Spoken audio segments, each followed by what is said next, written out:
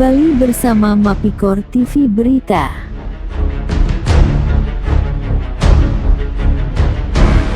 Secara resmi media Mapikor telah menerima jawaban konfirmasi dari PT Timah dengan nomor 0026 TBKUM 00121S522 tanggal 4 Januari tahun 2021 yang ditandatangani oleh Sekretaris Perusahaan, Saudara Zulkarnaen Darmawi. Jawaban yang disampaikan tersebut belum menjawab substansi masalah yang kami minta untuk diklarifikasikan. Memang benar bahwa laporan keuangan PT Timah Tbk dan entitas anak telah diaudit oleh akuntan publik PwC Tanudireja, Wibisana, Rintis dan rekan dengan nomor 008621025AU 102 1122 11-4-2020 tanggal 14 April tahun 2020 dengan opini ditandatangani oleh Toto Harsono SE, Surat Izin Praktek Akuntan Publik nomor AP 1122. Surat pernyataan direksi tentang tanggung jawab atas laporan keuangan konsolidasian pada tanggal 31 Desember tahun 2019 dan 2018 dan tanggal 1 Januari tahun 2018 untuk tahun yang berakhir tanggal 31 Desember tahun 2019 dan 2018 telah ditandatangani di atas materai Rp6.000 oleh Direktur Utama M. Riza Pahlevi Tabrani dan Direktur Keuangan Wibisono. Sesuai tanggung jawab auditor adalah untuk menyatakan suatu opini atas laporan keuangan konsolidasian berdasarkan audit yang dilaksanakan. Terkait dengan selisih penyimpangan, laporan keuangan yang telah kami sampaikan berdasarkan hasil analisa pembuktian kebenaran laporan keuangan yang telah diaudit oleh kantor akuntan publik tersebut dan telah dipublikasikan. Selisih tersebut terletak pada 1. Selisih provisi penurunan nilai piutang usaha Rp1.083.000.000. Selisih tersebut dikarenakan terjadinya pemulihan provisi penurunan nilai piutang usaha sebesar Rp1.083.000.000.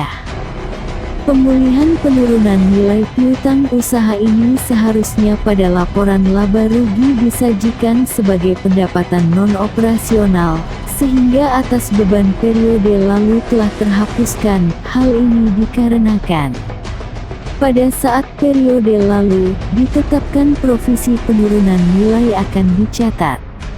Dr. Biaya provisi penurunan nilai Rp1.083.000.000.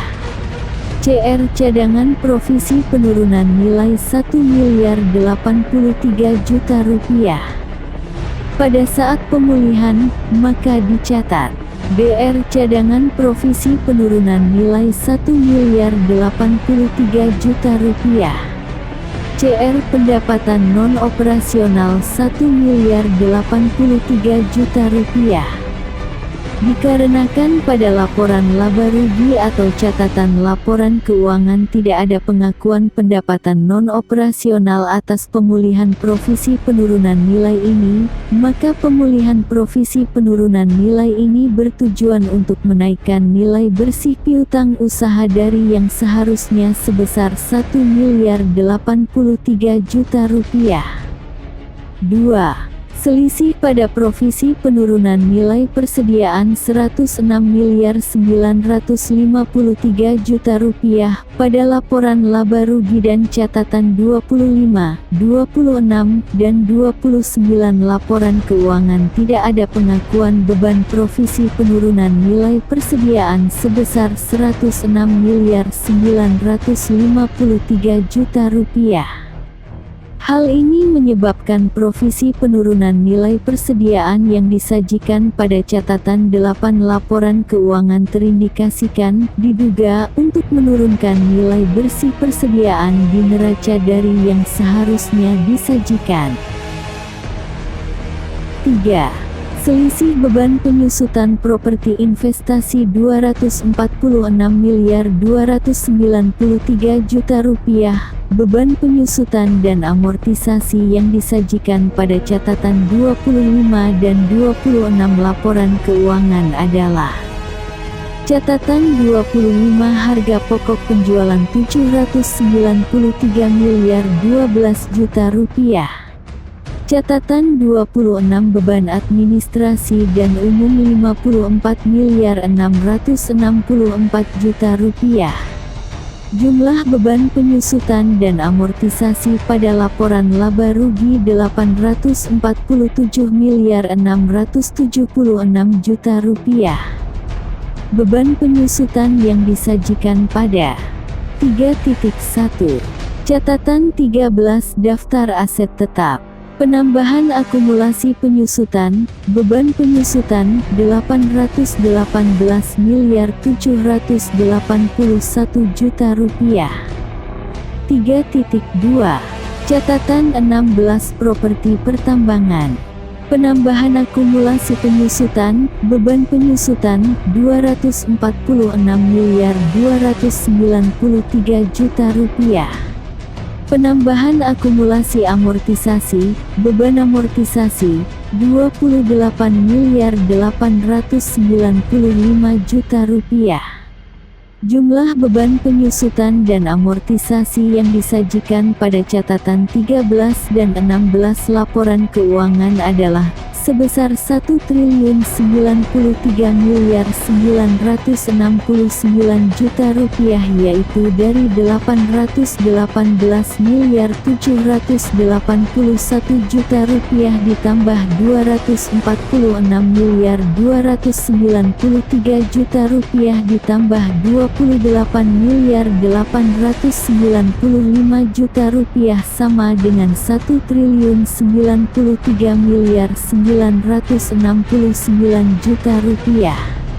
Sedangkan beban penyusutan dan amortisasi yang disajikan pada catatan 25 dan 26 laporan keuangan adalah sebesar Rp847.676.000.000. Dengan demikian terjadi selisih perbedaan antara yang disajikan pada catatan 13 dan 16 dengan yang disajikan pada catatan 25 dan 26 laporan keuangan sebesar Rp204.293.000.000. Selisih Rp204.293.000.000 merupakan penambahan akumulasi penyusutan pada aset properti pertambangan, sehingga terindikasikan, diduga, untuk menurunkan nilai buku aset properti pertambangan. 4. Selisih penurunan saldo kas akhir Rp34.792.000.000. Selisih penurunan saldo kas akhir tersebut terdiri dari direklasifikasi kemiliki untuk dijual Rp6.288.000.000. Pengaruh kurs valuta asing atas kas Rp28.504.000.000. Selisih penurunan nilai saldo akhir kas dan setara kas tersebut bersifat tunggal. Hal ini dikarenakan pada laporan laba rugi dan catatan laporan keuangan tidak ada beban atas selisih kas dan setara kas tersebut, sehingga terindikasikan untuk menurunkan nilai kas dan setara kas. Selisih penyimpangan, laporan keuangan tersebut terindikasikan untuk menaikkan nilai bersih dan nilai buku sehingga neraca menjadi balance antara total aset dengan total kewajiban ditambah ekuitas. Dengan demikian laporan keuangan PT Timah Tbk dan entitas anak yang telah diaudit oleh Kantor Akuntan Publik PwC Tanudireja, Wibisana, Rintis dan rekan untuk tahun 2019 dari hasil audit tersebut diduga pihak PT Timah Tbk dan entitas anak telah merekayasa laporan keuangan pada audit tersebut untuk kepentingan pihak-pihak tertentu. Selain terindikasi melakukan pembohongan publik, rekayasa dilakukan agar neraca menjadi balance. Demikian penjelasan terkait dugaan selisih penyimpangan laporan keuangan PT Timah Tbk dan entitas anak, dengan harapan jawaban klarifikasi yang disampaikan kepada media Mapikor akan sesuai dengan substansi masalah yang dikonfirmasikan.